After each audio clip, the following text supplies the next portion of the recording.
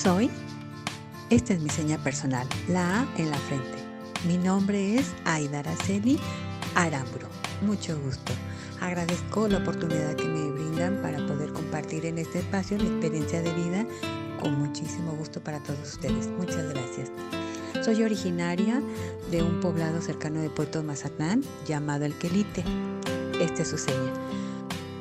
Después nació mi hermana, tuvimos que irnos a vivir a Mazatlán. Mi padre en ese tiempo trabajaba en ferrocarriles nacionales y por problemas de trabajo tuvimos que cambiar nuestra residencia a la ciudad de Guadalajara. Y como nosotros no escuchábamos, nos llevaron al otorrino, nos hicieron un diagnóstico. En esa valoración les confirmaron que nosotros éramos sordas y posteriormente nos llevaron a la escuela. La primera vez que tuve contacto con la lengua de señas, quiero decirle que la lengua de señas es la lengua materna. Y yo recuerdo que el contacto con mi mamá, yo le hacía esta seña y mi mamá no entendía, pero yo lo que quería expresar era ¿a dónde vamos? Y utilizábamos mímicas para comunicarnos. Alrededor de los 6 años yo pude tener contacto con una persona sorda. Fue donde tuve por primera vez una identidad, porque primera vez veía una persona sorda. Y entonces, aunque a mí me hacían ejercicios para poder realizar, pude entender quién era una persona sorda y de ahí pues establecí a comunicarme a través de la lengua de señas. Para mí algo que es muy importante es el uso de la lengua de señas para poder comprender el español.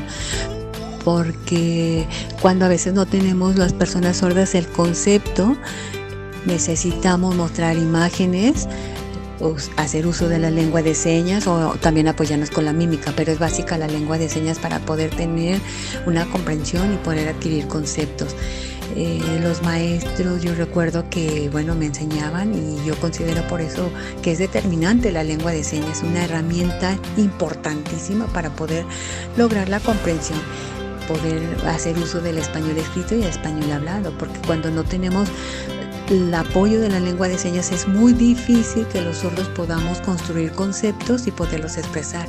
Y esto, el uso de la lengua de señas favorece el pensamiento y por consecuencia la expresión. Entonces, primero lengua de señas, español escrito y después el español hablado. Por ejemplo, la palabra mesa, la escribimos mesa y eso nos ayuda a tener una mejor comprensión. Y yo creo que es importante que no eliminemos la lengua de señas en la educación de los sordos, porque esto nos limita, nos depriva del conocimiento de la lengua.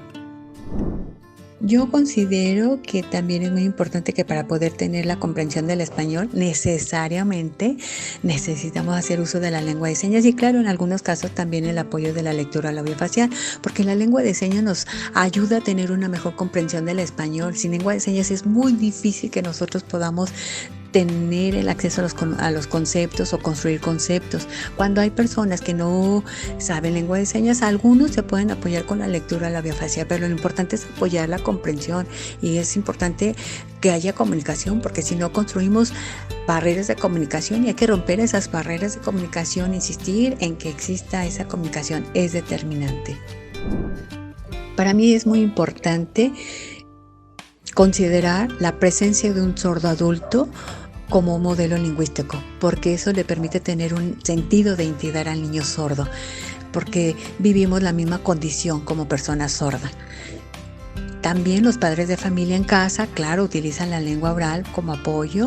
Los niños se esfuerzan para poder comprender, a veces hacen uso de la mímica o del español escrito o de la palabra hablada, claro, eso es importante, pero la lengua de señas es básica. Por ejemplo, un sordo ve una imagen de un árbol, aprende la seña, podemos articular la palabra y hacer uso de un puente en la comunicación de la lengua de señas hacia el español, por ejemplo, a, r, o, l. Y entonces el niño ve cómo se articula árbol. Solamente articular la palabra es muy difícil. La lengua de señas es básico. Un puente para poder acceder al lenguaje escrito. Entonces es muy importante estas 3 habilidades comunicativas: la lengua de señas, español escrito y la palabra hablada. Son pocas familias que hacen uso de la lengua de señas, la mayoría se apoya con la lectura labiofacial. En mi caso yo aprendí los dos idiomas y mi familia me comprende también si yo hago uso de la lengua de señas o la palabra hablada. Cuando hay palabras que no conozca o palabras que sus fonemas son muy similares, a través de la escritura yo lo puedo entender. Yo hago un gran esfuerzo para poder comprender, pero es importante que se tenga también el conocimiento del español, pero la base es la aceptación y el reconocimiento de la lengua de señas para poder salir adelante. Eso ayuda a que los sordos tengan una autoestima muy alta cuando hay una aceptación. Cuando no hay aceptación, los sordos se sienten rechazados, no hay una aceptación y se sienten como muy oprimidos. Y eso crea miedos e inseguridades. Cuando la familia acepta la lengua de señas, los sordos nos crea una seguridad, una mayor independencia, la autoestima se incrementa y podemos tener un mayor éxito en nuestra vida. Cuando yo voy a tener comunicación con una persona oyente, por lo general utilizo la palabra hablada. Y al escuchar mi tono de voz, a veces las personas se desconciertan y entonces veo que si no hay comprensión, hago uso de lápiz y papel y escribo las palabras. Porque en ocasiones yo no sé cuál es mi tono de voz, si es alto, grave, agudo, y a veces tengo necesidad de bajar el nivel de la voz, pero me comunico a través de la palabra escrita. Y ahorita en este momento de pandemia, el uso del cubrebocas pues es una dificultad, ¿no? Y nos desespera y a veces nos traemos a la mano el lápiz y el papel, pero qué afortunado cuando las personas saben lengua de señas, aleluya.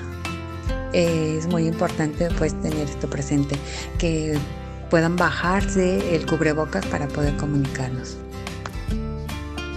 Mi primer contacto con una persona sorda fue con la profesora Esther Orozco, de quien atesoro sus enseñanzas. Me enseñó la lengua de señas, eso me llenó de emoción aprender el alfabeto manual, vocabulario de la lengua de señas, campo semántico de la familia, papá, mamá. En una ocasión vino a visitarnos un sordo adulto llamado don Ignacio Sierra.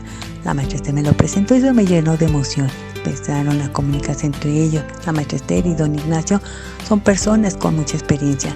Él fue presidente de la Asociación de Sordos por muchos años y eso me llenó de emoción ver cómo se comunicaban. Era una comunicación muy fina.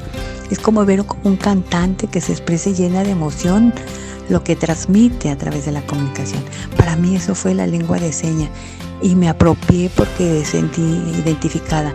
La maestra Esther y el señor Ignacio me apoyaron y me dijeron que yo tenía que mostrar y crear esa conciencia ante los demás de lo que es el valor de las personas sordas. En una ocasión, en una conferencia, una persona me preguntó, ¿tú cómo aprendiste? Yo le dije, es un don que Dios me dio, comunicarme. Él nos quitó el oído, pero nos dio el don para comunicarnos a través de las manos, nuestras emociones, nuestros pensamientos, nuestras dudas, inquietudes. Cuando en ocasiones no encontramos o no entendemos el significado de la palabra en español, la lengua de señas nos apoya a comprenderla. La lengua de señas es una herramienta para la comprensión. Muy importante es el valor que tiene la lengua de señas, nos permite interactuar y nos abre las puertas a la inclusión en la sociedad, con las autoridades, ante el gobierno. Y hoy por hoy, gracias a la tecnología, es una maravilla, una experiencia donde se comparte arte, pintura, el teatro, la cultura. Gracias a la tecnología es una gran oportunidad. Y hoy por hoy los niños tienen esa oportunidad, los padres tienen que aprovechar esa oportunidad. En mi tiempo no existía la tecnología, fue muy difícil, teníamos barreras en la comunicación. Y bueno, después hubo sordos que pudieron tener la oportunidad de viajar al extranjero y bueno, hoy ya nos acerca, más accesible.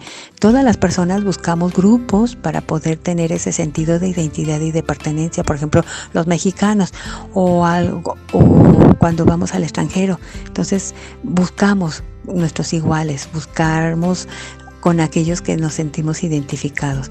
Eso es también parte de nuestra cultura y bueno, yo los invito a que aprendan a comunicarse con nosotros.